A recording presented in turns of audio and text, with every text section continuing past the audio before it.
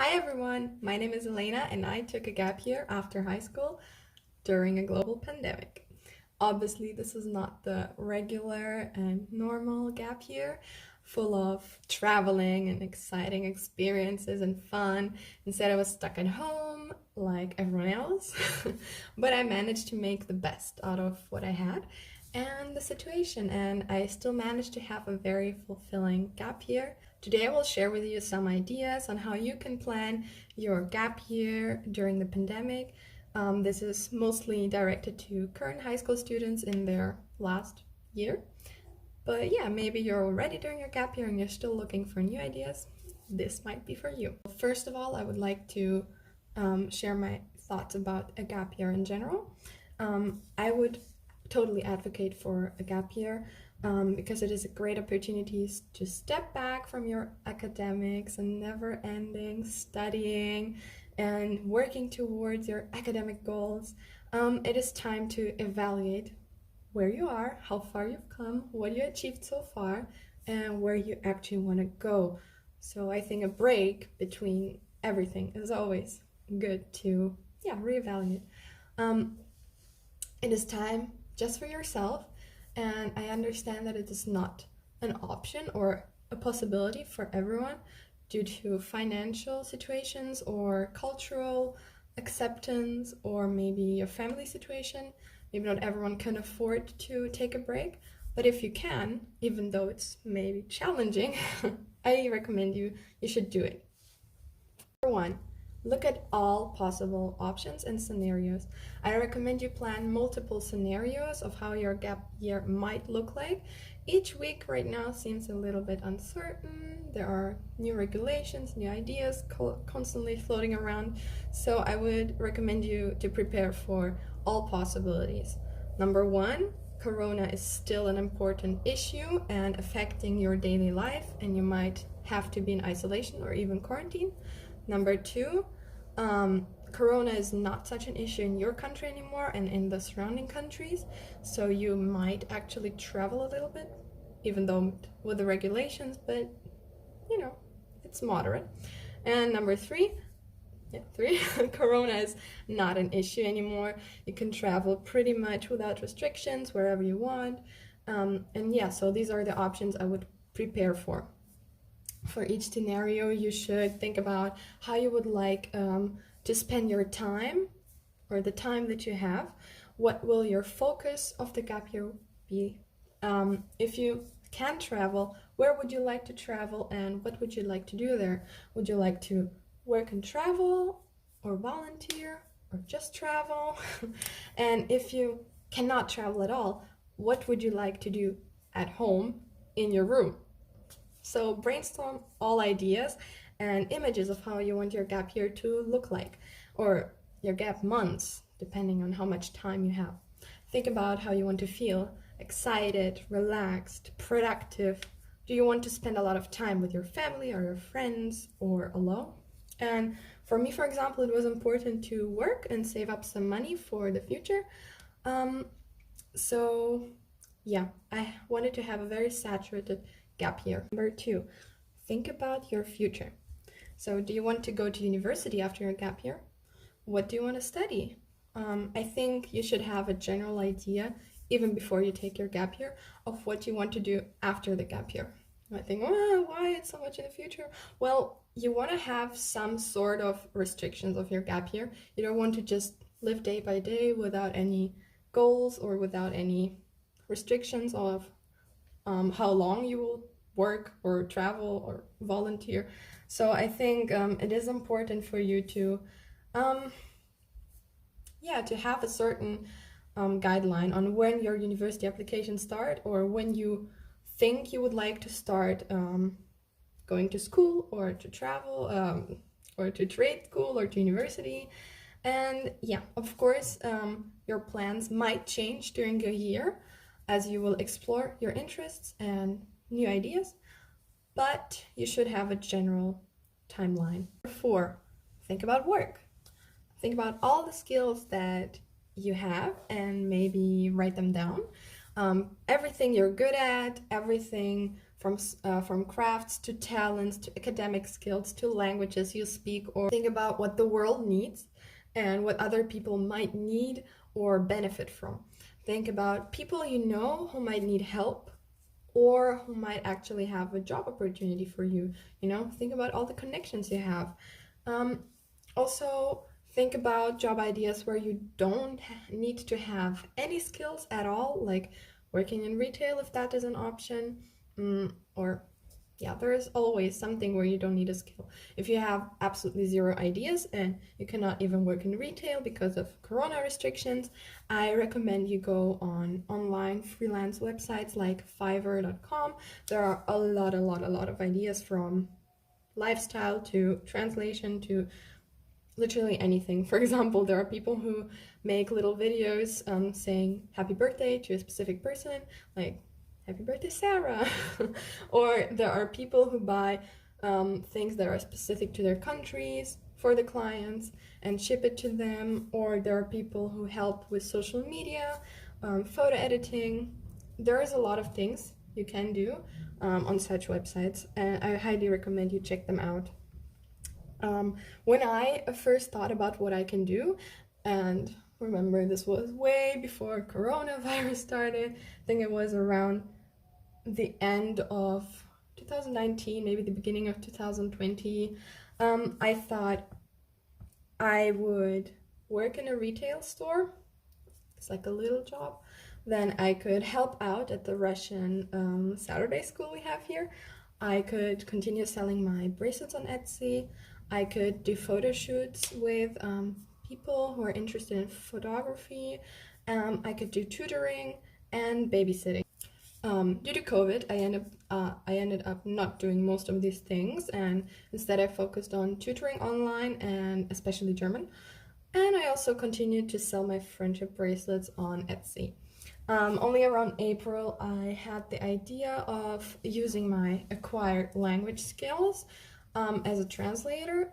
So I started working on freelance websites as a translator, translating Russian, German, and English, and vice versa. Around autumn, I also was brave enough to offer painting oil portraits for people.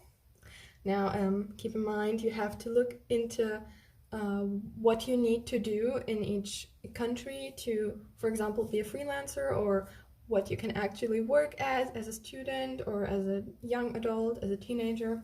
So it really depends. Number 5, learning. Think about what would you like to learn. This can be helpful skills for the future, like cooking and baking healthy food, coding, using spreadsheets or Photoshop, doing your nails, etc. These are all skills that might not have these are all skills that you might not have time to in your future, but because you're studying or working, but they could help you save a lot of time, money, and stress later on. But also think about what interests you and what you would like to investigate more into. For example, what did you learn at school where you thought it was very interesting, but obviously because of the other studies and exams and etc., you had no time or no interest in looking more into this. For example, I really liked global politics at school, and thus I started listening to political podcasts and YouTubers more during my gap year. Another thing you might want to learn is a fun skill like painting, doing embroidery, singing, growing plants, or playing an instrument. So yeah, whatever you would like to learn that you just did not have time for before, try it out now. Think about where you could find materials, websites, texts, YouTube videos, maybe audio books, maybe groups and communities that might help you to learn this skill. And yeah, just explore ideas and interests without any specific goal or without any consequences. Like, you don't have to learn something and be good at it, just let yourself wonder. And it doesn't matter if you fail at writing a short story, just do it. and maybe something of what you learn can actually help you earn some money later on when you study and you don't have time to actually work, as a side job, like painting someone else's nails on the weekends. 6. Traveling. Obviously, a typical gap year involves oftentimes a lot of traveling and or volunteering, and this was also part of my initial plan to travel a little bit with a friend. Besides working, I wanted to travel maybe for a month or two.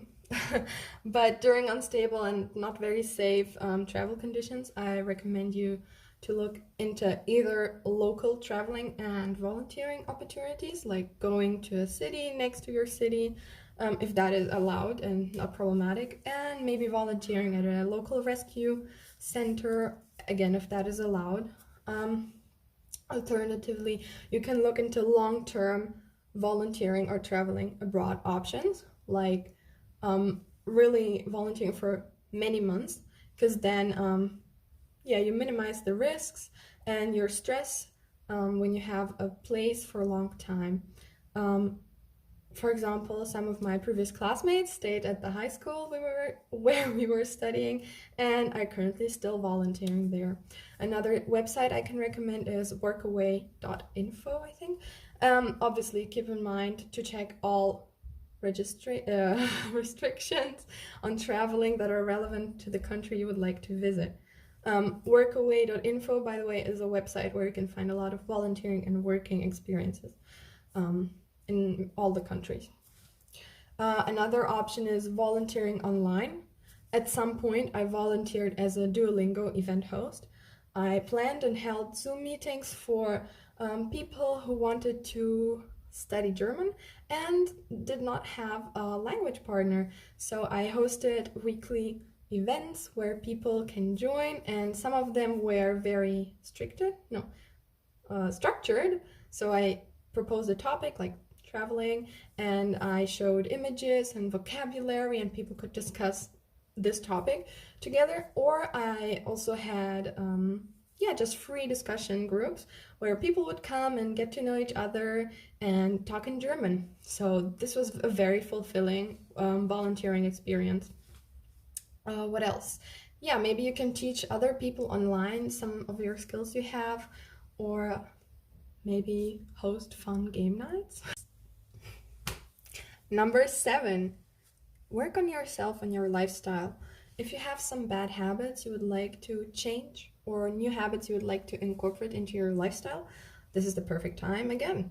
Maybe you noticed during your high school time that you had bad eating and snacking habits, that you did not work out regularly, that your sleeping schedule was off, that you did not connect with your friends and family enough. Try out new structures that can improve your life so much.